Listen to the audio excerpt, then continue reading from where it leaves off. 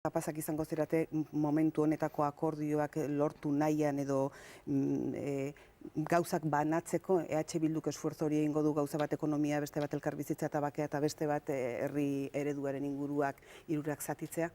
Nik uste dut egingo dugula eta egin behar dela gainera.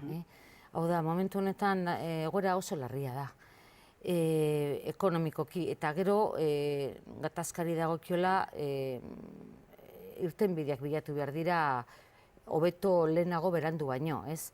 Orduan ez bakarrik EAJarekin. Guk egiten dugun plantamentua eta guk ere gure txostena eman diogu alderdiari zabali dago eta berari eskaini digun bezalaze beste indarri ere eskainiko diegu eta parlamentutik kanpo dauden bestelako eragile sozialei, ez? Orduan guk bai aurreikusten dugu akordu zabalak lortu beharko direla hainbat eremutan eta ahalik eta arinen, ez? Orduan posiblea da eta izan behar da eta izan dadila ahalegina egingo dugu. Akordio zabalak Eusko Alderdi Jeltzalearekin posible dira oraintxe bertan, hau da esan nahi nuke Iñigo Urkulluren lehendakaritza babesteko edo bi eskema ezberdinetaz hitz egiten ari gara? Gauza ezberdinak dira, gauza bada gobernua sortzeko segituko duten bidea, eta aldez aurretik esan dugu eta berretzi egiten dugu hori ez dugula oztopatuko inolaz ere EAJak gobernua sortzea, hain zuzen ere lehen indarra izan da hauteskundetan eta guk uste dugu gizartearen erabaki horri men egin behar zaiola. Oztopatu ez baino babestu?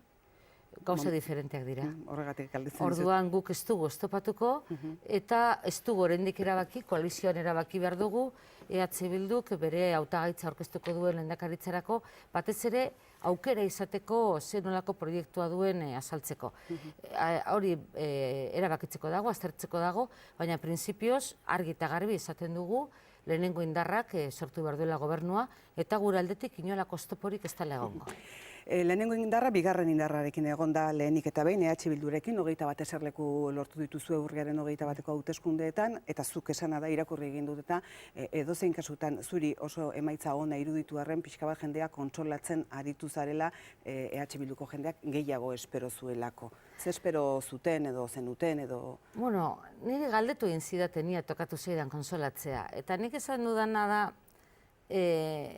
nik uste dudala oso emaitza onak direla.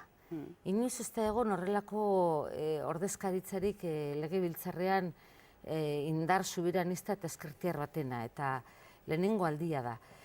Beste alde batetik politika egiteko aukera ederra ematen du. Eta egin egingo dugu.